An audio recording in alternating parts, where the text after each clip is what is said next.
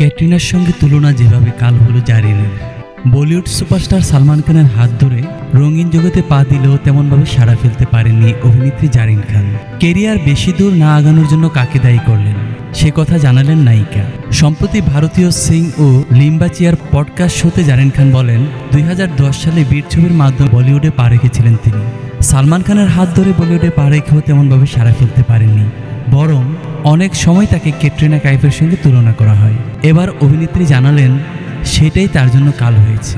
ক্যাটরিনা কাইফের সঙ্গে তাকে লোকের মিল থাকা প্রসঙ্গে তিনি বলেন, ওইটাই আমার ক্যারিয়ারের উন্নতির পথে বাধা হয়ে দাঁড়িয়েছিল। তিনি আরও বলেন, বীর মুক্তি পাওয়ার পর আমার জীবনটা খুব কষ্টকর হয়ে গিয়েছিল। আমি ব্যাপক সমালোচনার মুখে পড়েছিলাম। গোটা জীবনটাই যেন বদলে দিয়েছিল সিনেমাটি।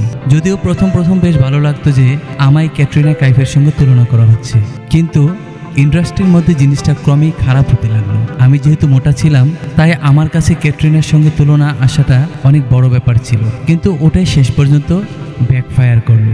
তিনি আরও বলেন, তখন এই ইন্ডাস্ট্রিতে মনে হচ্ছিল আমি যেন একজন পথ হারানো শিশু। অনেক হেজিটেশন ছিল, অনেককে আমি চিনতাম না, কিন্তু অনেকে ভাবতো সালমান খান যেহেতু আমায় লঞ্চ করেছেন তাই হয়তো আমার অনেক ডিমান্ড। উল্লেখ্য 2010 সালে বীর ছবির হাত ধরে জারিন বলিউডে পা রাখেন। এরপর তিনি হাউসফুল 2, হেড স্টোরি 3, আকসর 2, 1921, 1921 ইত্যাদি ছবিতে কাজ করেছেন। এমনকি রেডি ছবিতে একটি গানেও কাজ করেছেন।